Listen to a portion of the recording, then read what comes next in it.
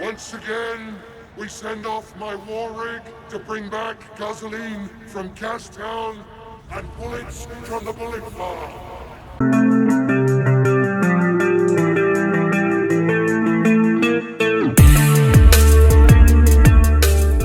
Hey guys, welcome back to another episode of Crossing the Line. We're going to be taking a look at the fuel crisis here in Australia. As you're well aware, I'm sure you've found out the hard way by going to the service station and trying to fill up your car that fuel prices are utterly insane at the moment. I know I am putting off filling up my car again as long as possible, and I don't know whether that's going to be a safe bet, but I refuse to pay nearly $3 a litre for fuel. And is it just because of the war in Iran? Is it just because the Strait of Hormuz is closed? Or is it because our government is utterly inept and can't seem to plan for the future of Australia? They seem to care more about places like Ukraine and other places overseas than they do for our own country where we pay taxes. But maybe that's just the government. Maybe is it fuel companies charging us too much money? Is it price gouging? We're going to take a look at that story today and a few things that have kind of tweaked my interest. And it's a bit scary knowing that we can't just fill the car up because it's too expensive. I have two cars at the moment, and one of them's just a small unleaded car, and the other one's a four-wheel drive that takes diesel. And, we're really feeling it at the moment because with work the way it is, I'm earning a good income, so is my wife. We have a lot of money going out for high interest rates, mortgage, and, it's things like daycare and that are really killing us at the moment. And I'm sure I'm not the only one. People I've talked to around my local town, they are suffering just as bad. And we're putting off things like, going on a trip to see family. And we even had to pre-book flights for a family holiday later this year. We had to pay for them pretty bloody early, just so that they don't go up in price in 6 months' time, which I'm sure they will. And this is going to come back to bite us in the ass because of the government's utter lack of responsibility here. And we're going to take a look at this story here from the ABC to start with. There will be fuel rationing, experts say. Professor Samantha Hepburn, who specialises in energy policy at Deakin Law School, is concerned about where global events are heading. According to the International Energy Agency, IEA, the war between the United States, Israel and Iran has created the largest supply disruption in the history of the global oil market. It says that in 2025, an average of 20 million barrels per day of crude oil and oil products passed through the Strait of Hormuz, or about 25% of the world's seaborne oil trade. But the war has seriously impeded oil flows through the strait, and options to bypass it are limited. In response to the 32 IEA member countries agreed last week that a large release of 400 million barrels of oil from the emergency reserves to try to stabilise global oil prices and guarantee supply at the as a stopgap measure. But with no end in sight for the war, Professor Hepburn sees the impact of the short term. There is now far less fuel flowing around the world, and countries that have to adapt to that reality. Unless the war ends quickly, we will run out of important slack in the global system. Now, Donald Trump has said that the White House has stated that this war is going to be a short thing. It's going to be 4 weeks, and we're already 3 into it. I don't see that happening. Any war in the Middle East generally is a shit show and will be dragged out. And even if they pull out and just say, all right, we're done in Iran, we're leaving, does that really mean the Strait of Hormuz is safe? No, it doesn't. Donald Trump has actually just come out and asked for international aid to come in and start supplying security forces for the strait. That should see countries like the UK, France, even Australia and Middle Eastern countries theoretically patrolling the strait with their warships to protect any vessels going in and out. That seems to be a bit of an ask for the international community at the moment with Donald Trump. No one's pledged any ships. No one's pledged anything. I'm sure Australia will Maybe we should send over some Aboriginals in canoes to throw some boomerangs. I don't know. It's got to be better than nothing. To be fair, Greek ships are actually turning off their transponders, and they are just going helter-skelter and going through. I didn't realize the Greeks were actually just the Mediterranean version of Ferengi, but yeah, they really, putting their neck on the line and testing the waters. Pardon the pun, but they are regressing through the strait. Some of them must have just been getting bored sitting on the ships. I don't know. But they're doing it, and other countries like India has negotiated an agreement with Iran to be able to get its ships through the strait. Whether Australia ever tries to negotiate some sort of deal with Iran, I doubt it, because we get most of our oil from places like Singapore. And honestly, this shouldn't be affecting us as much as it is, but I think that the government's absolute lack of preparedness for a war like this just goes to show that whether it's this government or the government before it, they're all useless, and they only really care about their own short-term agendas for their own political gain. And it's come to show that the green energy and the global, I don't know, progressive movement towards green energy and getting rid of oil and all that is held up on some really sketchy foundations, because we obviously aren't independent of oil, and I don't think there's going to be a human alive today where we will see the human race being independent of oil.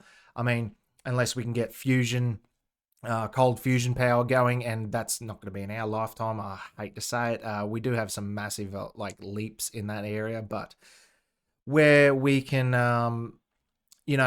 run our countries off that, it's not going to happen. I mean, here in Australia, we can't even have nuclear power. Maybe if we start pushing towards that, maybe Trump will come and start bombing, Kirribilli House or something like that. Might be worthwhile, might be worth pushing towards it.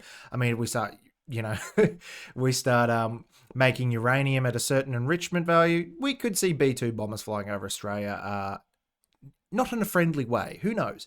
But it just goes to show that there is no planning, there is no care factor for the Australian citizen, because I guarantee the people who aren't suffering are the politicians, people in their private cars. They don't have to pay for fuel. They don't. Everything they do, every travel expense they have, comes back on us. Comes back on our hip pocket, and we're the ones paying for their flights around the world to go to Bali and go to China and play mahjong with the CCP officials like Daniel Andrews likes to do, and Albo. But it's come back to bite everyday Australians in the ass rather harshly. I mean, this has only been going on for a couple of weeks, and I've already had to cancel several, long trips driving wise. We just don't have the finances to fill the car up and spend nearly $500 maybe on diesel to get there and back, and plus your expenses on going on holiday, or it's not even a holiday, it's just a family trip, and being in Australia, everything is a really long way away from one another. I mean, we live in a rural community here. We're, close enough to Brisbane where it's easy to drive there and back in a day. But with the price of fuel at the moment, we just can't take it. I can't afford it. Basically can't afford it. I don't see that getting better anytime soon. We've just had some local businesses come out and say that they're going to start charging a fuel fee on top of deliveries and stuff like that, local businesses. And that's just the start.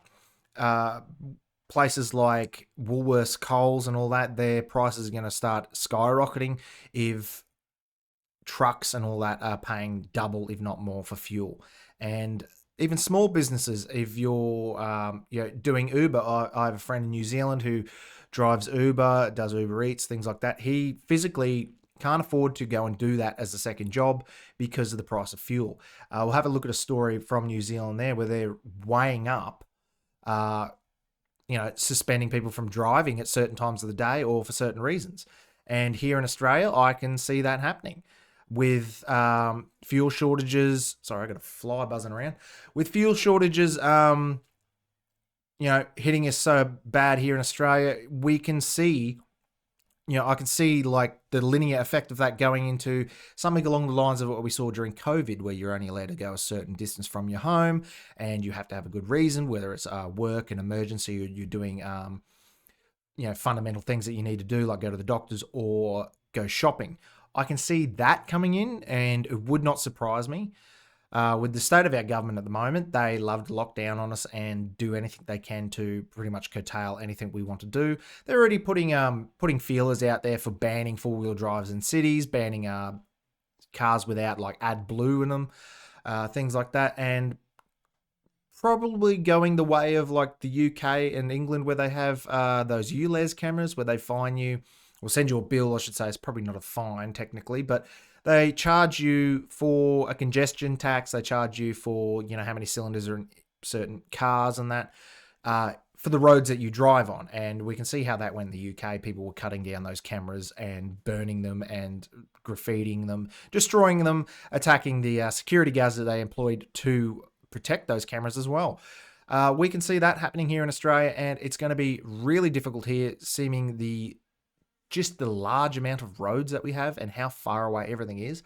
I mean, Queensland, where I live, is double the size of Texas, like it's a big country, Australia.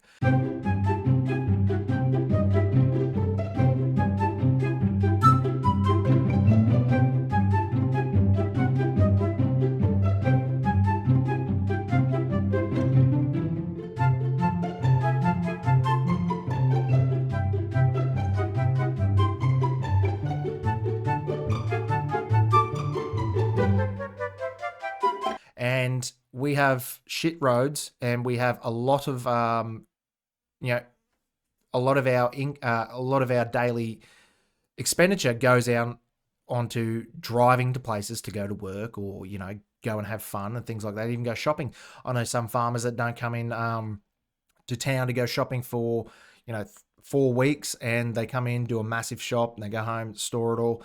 And things like that people don't really realize. And we don't have public transport where we are. There's no way I could get to and from work with the public transport in my area, and I know a lot of Australians are the same. We'll continue here with this story from the ABC. I do see us getting to rationing, yes, she tells the ABC. Our short-term buffer will obviously not survive, she says. In the reality of a prolonged war, we're not going to have immediate swing to rationing. Diesel has a vital role in Australia's transport industry, emergency services, and military.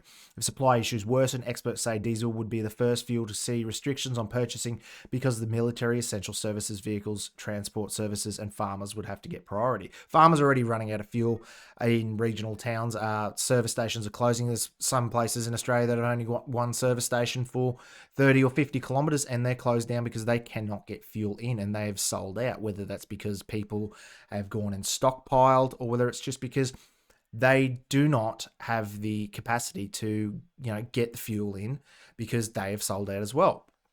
The situation we felt at the Bowser at first, but it'll quickly expand, she says. Short-term buffer is not realistic solution to these types of conflicts, given the huge impact it has on consumers and the prospect of inflation increasing and the Reserve Bank increasing interest rates are the major concern moving forward, and it needs to be properly addressed, she says. That is actually going to happen in the next couple of days. The interest rates are going to come back out from the Reserve Bank, and I guarantee you they are going to increase.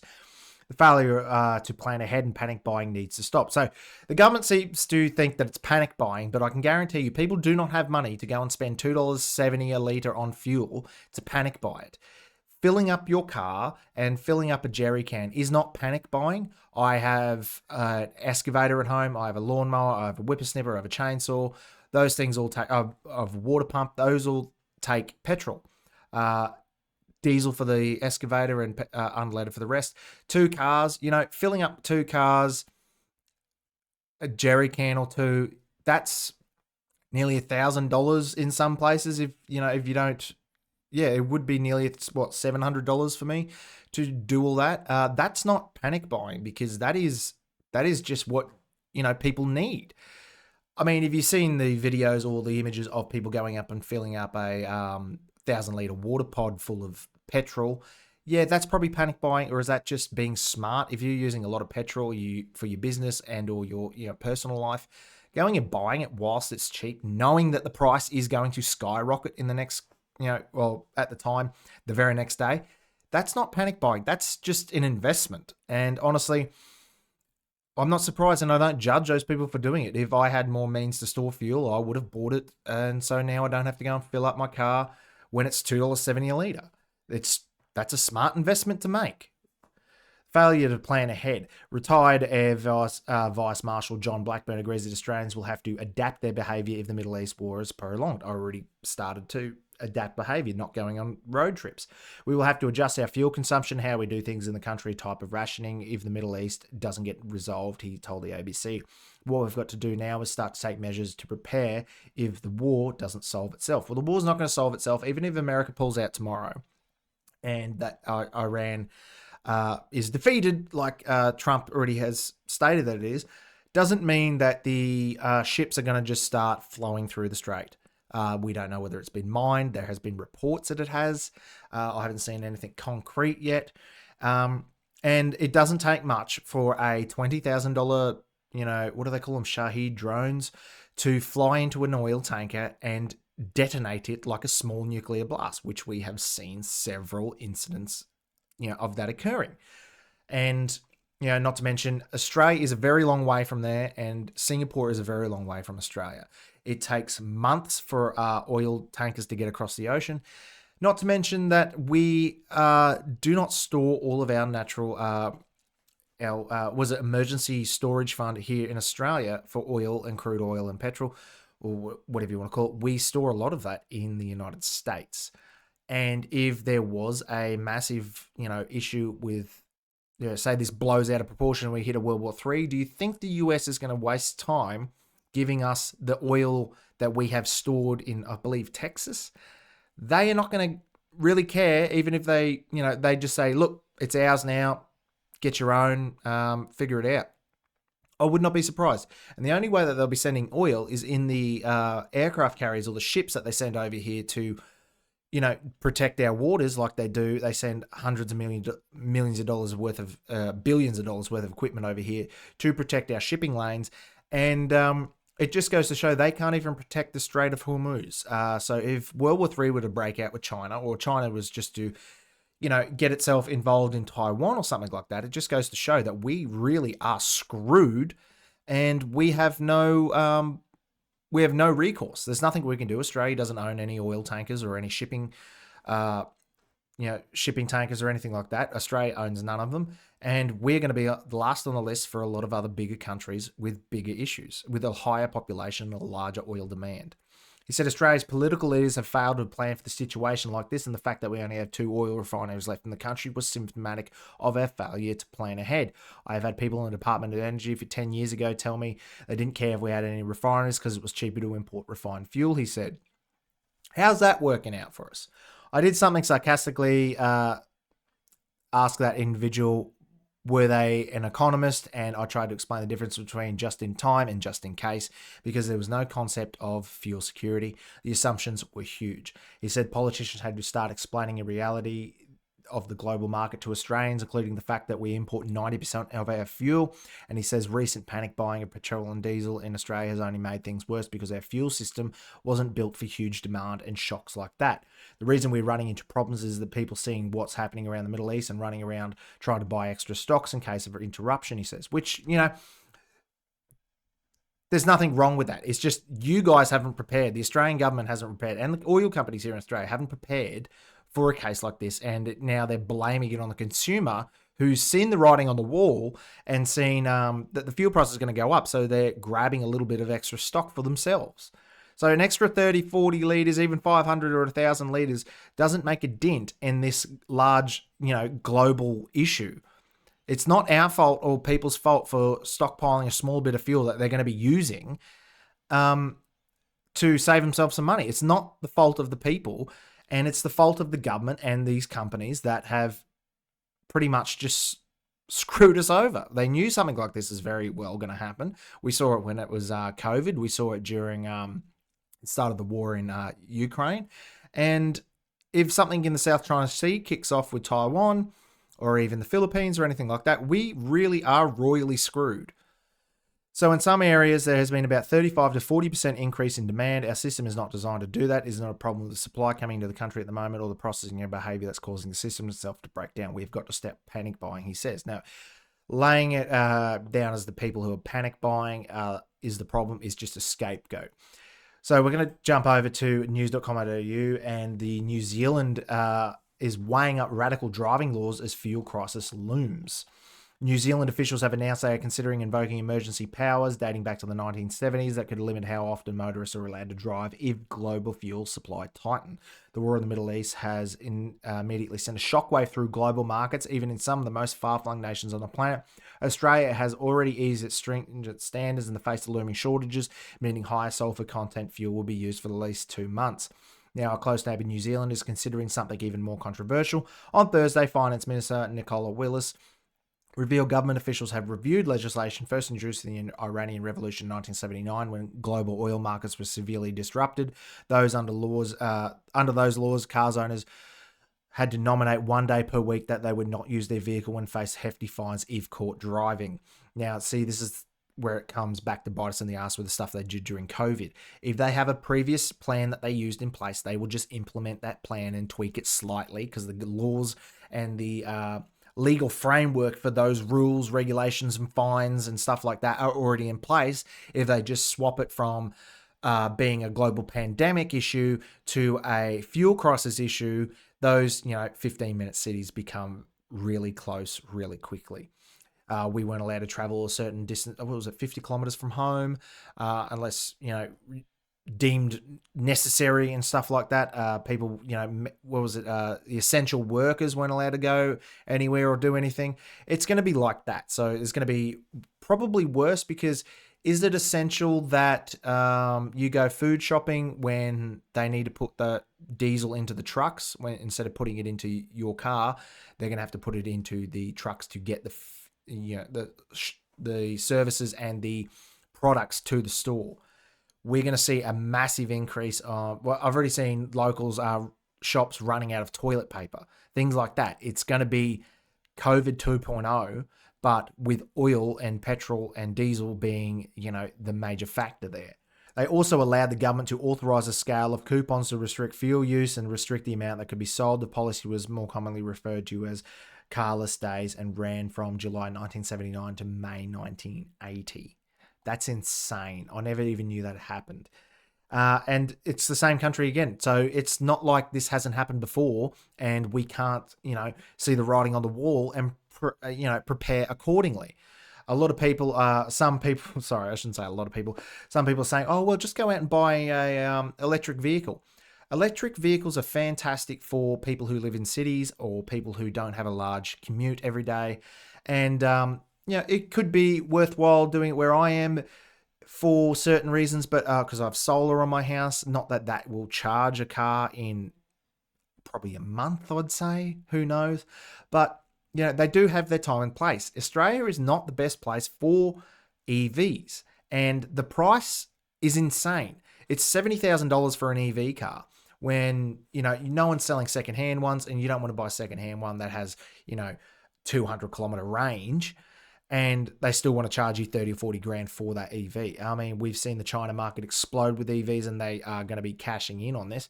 But that is not a thing that people can do. That is not just something you can just pop out of the shop and go and buy yourself an electric vehicle.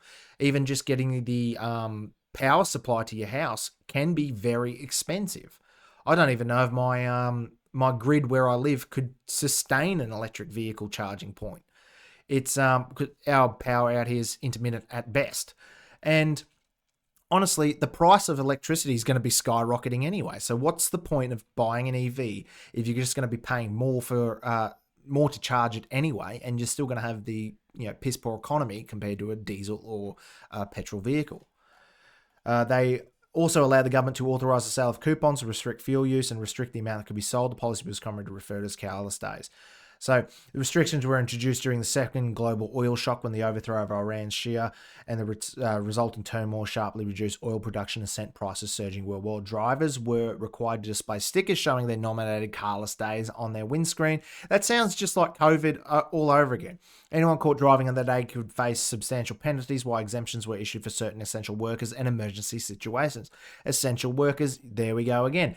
Iranian attacks on shipping have effectively closed the Strait of Hormuz in response to the US-Israeli strikes that killed Supreme Leader Ayatollah Ali Khamenei. In New Zealand, which is heavily dependent on imports for fuel, the average petrol pricing has increased nearly 10% since the war began, and the diesel has gone up more than 20%, according to Price Monitor Gaspy. Willis said that the car restrictions would only be needed if we're seeing genuine disruption to our ability to get fuel. And his Energy Minister Shane Jones said there's about 50 days worth of fuel in or on the way to a tiny nation of 5.3 million. How do they have more fuel reserve than we do here in Australia? How do other nations respond to the fuel shocks? New Zealand's early response formed part of the broader pattern across the advanced economies during the oil crisis in the 1970s, where the governments resorted to emergency demand reduction measures as global supplies tightened. During the 1973 oil crisis triggered an Arab oil producers cut exports to countries supporting Israel. In the Yom Kippur War, the United States experienced widespread petrol shortages. Long queues formed at service stations with many pumps ran dry. Authorities introduced a reign of emergency measures.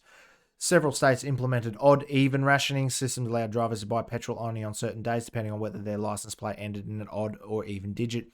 Federal authorities also imported a nationwide speed limit of 55 miles per hour to conserve fuel. Now, we've already seen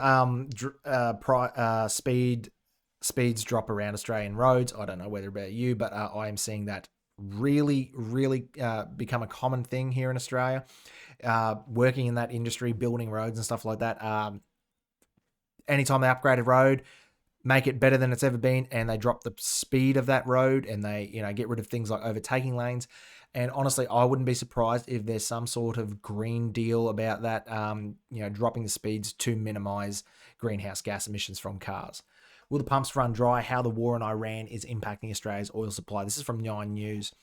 The government has been assuring Australians that the country is not going to run out of petrol in spite of the crisis in the Middle East. Today, Energy Minister Chris Bowen said fuel reserves were steady compared to last week. We had received or expected shipping of petrol and diesel. Their refineries continue to work, and indeed the supply of petrol has been secure and has been just as expected, he said, urging Australians not to panic buy the stock.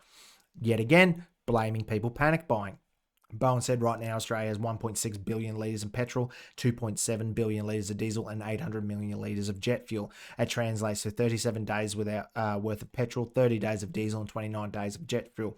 What we have seen is real unpredictable shortages in rural areas, particularly as we've been dealing with a massive explosion in demand, Bowen said. Some drivers are turned away from service stations, prices go through the roof. There are plenty of cause for concern. Independent economist Saul Escalake told Nine News that Australia probably won't run out of fuel. That's fucking great. But the circumstances are different in the Gulf Wars of the Russian invasion of Ukraine, which also caused prices to spike. I don't think it will, but probably is not zero, he said. It's higher than it was in 2022 and 2004 and 1991. Yesterday, the government released 20% of the baseline minimum stockholding obligation for petrol and diesel, targeting areas experiencing local supply disruptions. This is on top of the other actions, including temporary amending fuel quality standards and Bowen standards and supporting the ACCC authorization for fuel companies to coordinate supply and unlock bottlenecks, Bowen said. We will keep acting to support communities in Australia moving. Well, Australia has 2 oil refineries in Brisbane and Geelong, which remain open and help the federal government subside. The new deal could be announced as early as next week. That is one of the largest issues here, is we only have 2 oil refineries here in Australia, and that is an absolute piss take for a country as big as Australia that has 90% of its imports, has to import 90% of its fuel and oil. That is insane. We have plenty of oil here in Australia. We have plenty of gas here in Australia, and we have plenty of people who want to mine it, but they just will not let us. We have an amazing amount of uranium here in Australia, some of the cleanest. I even worked in one of the refineries, and we're not allowed to use it here. We are basically beholden to the world and the governments not nuking each other or not fighting each other to live our lives. We're beholden to them because Australia is just too piss weak to actually stand up for itself and take care of our own. It's insane. We will not see a refinery close under the Albanese government, Bowen vowed. Yeah, because there's 2 of them. There's only 2. But the closure of 6 domestic oil refineries in the last 20 years means Australia imports 90% of its oil needs, and the ships are held up by Iran and the Strait of Hormuz, countries we rely on also struggling to meet their own supply. Most of Australia's fuel comes from the country already refined, practically none of it directly from the Persian Gulf region. South Korea sold us $12.75 billion of petrol, including diesel, and another $8.5 billion came from Singapore. Most refined petroleum from Malaysia, India, Taiwan, China, Brunei, and Japan. Only a few $100 million worth came from the UAE, even less from Oman. But where those other refiners got their oil might worry Australians looking to fill up. Most of the oil South Korea refines for sale in Australia comes from the Middle East. That includes Saudi Arabia, Iraq, UAE, Kuwait, Qatar, and Oman. So they are going to find out very shortly if this war doesn't finish and the strait comes back open, they are going to start running out and they will not be able to supply us with the oil that we buy from Singapore and South Korea. Now, everyone's kind of ignoring North Korea in this. I think Kim Jong's going to be a little upset that he got left out of the party. But if something over there were to happen, we could definitely see South Korea stop selling us oil and petrol here in Australia, and we could be walking to work just so that we can pay taxes to fund the government, sending money to Ukraine, things like that. More than a third of Singapore oil is sourced from Arab nations. In 2024, Australia imported $7 billion worth of crude oil, but very little of that is coming from the Strait of Hormuz. The largest chunk of oil comes from Malaysia, based in 2024 data. More comes from Vietnam, Brunei, and the United States. Only 6% comes from the UAE, and no other Arab states sold oil directly to Australia that year. Australia also exports almost as much crude oil as it imports. See, that's the point. That is ridiculously stupid. We export just as much, if not close to, as much as we import. Why don't we just refine it here? Put the refineries back up, de-mothball them, whatever you got to do, get it going. We're paying our own bill there. There's no way we can't make money out of it. It's stupid. They've just sold us out to these countries overseas, and people in the government are the dumbest people. I don't know how they get to where they are. And I don't know whether they're the dumbest or is it the people who vote for them are the dumbest. The AMP economist, my Bui, whatever it is, said he wasn't too worried about Australia running out of petrol. We export a lot of crude oil and we have a lot of import refined petrol from Asia, he said. But in terms of energy, we are actually net energy exporter because of the LNG and coal. As Lackey flagged, another potential concern in Australia's fuel supply. A large proportion of Australia's strategic reserve isn't kept domestically, but is in the United States. If that reserve is needed by the United States, they'll take it. Yes, exactly what I just said. US, if they went to war or if the shipping lanes were cut to the point where it's going to start hitting the American hip pocket, especially with another election coming up, Trump will just say, look, that's not your oil anymore. Here's your $90 million back or whatever it is. It's ours. And then we're going to be sit there screwed over with no oil, no petrol, no diesel, no jet fuel, which will be going to things like transport and military assets and government things, not to, the everyday citizen that needs to, take their kids to school or go shopping.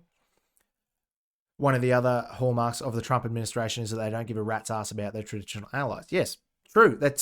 People voted for him for that. He said America for Americans, MAGA all the way, and fuck everyone else. And honestly, we need someone here in Australia that will do the same thing and say the same thing. One Nation is seeing a massive rise in the polls at the moment, and they are saying things, they have always been saying things like that, but people are starting to listen, and they are putting the fucking fear of God in the other 3 major parties. And hopefully, next time we have an election, we get some One Nation seats in there for someone to, back Australians, put Australia's best foot forward, and hopefully, give us a voice of the Australian people that we just no longer have. I mean, I don't agree with it. I don't agree with what they're protesting. We're pro-Palestine people are getting arrested in the streets for having something written on their shirt because of a war overseas that's got nothing to do with us in the long run. And our government just stands idly by and lets that happen. It's insane. So, what do you guys think? How hard are you doing it now with the extremely high fuel prices? I think I saw $2.70 the other day, and that's just for unleaded. So, diesel is going to be skyrocketing, and it's going to have flow-on effects with things like transport businesses. So I've already seen it here locally. They're going to start charging people an extra fee just for the fuel to deliver stuff to you, whether it's landscaping quarries and things like that. They're going to be the first to do it because they can't take the hit. They can't take the hit because they putting $5,000 worth of fuel into a truck and paying the driver and then buying the materials and blah blah blah blah blah, wear and tear. They can't take the hits. They're going to pass it on to consumers. So that's going to start happening with food and supplies like that. Toilet paper is going to be another massive one. We have a paper shortage for toilet paper at the moment as well. So we're going to start wiping our asses with gum leaves again. And I don't know. Are you prepared to walk to work? Do you have public transport where you are? Or are you going to, I don't know, make your own biodiesel at home, which is probably illegal here in Australia, let's be honest. And what do you think that is the government doing enough, or are we just royally screwed and we're going to have to sit here and take it? Because I don't know about you, but I'm on the bare bones of my ass just about every single week with interest rates and food prices are what they are. And this extra, price hike on fuel is really going to fucking screw me over. And it's going to screw over a lot of small businesses and a lot of transport businesses. So it's going to have flow-on effects to you, and it's going to be hitting you in the pocket at the price of groceries and things like that in the next coming weeks. What do you guys think? Anyway, let me know down in the comments below, and I'll see you in the next episode. Don't forget to leave a like, share, and subscribe to the channel. Comment down below, and I'll see you guys in the next video.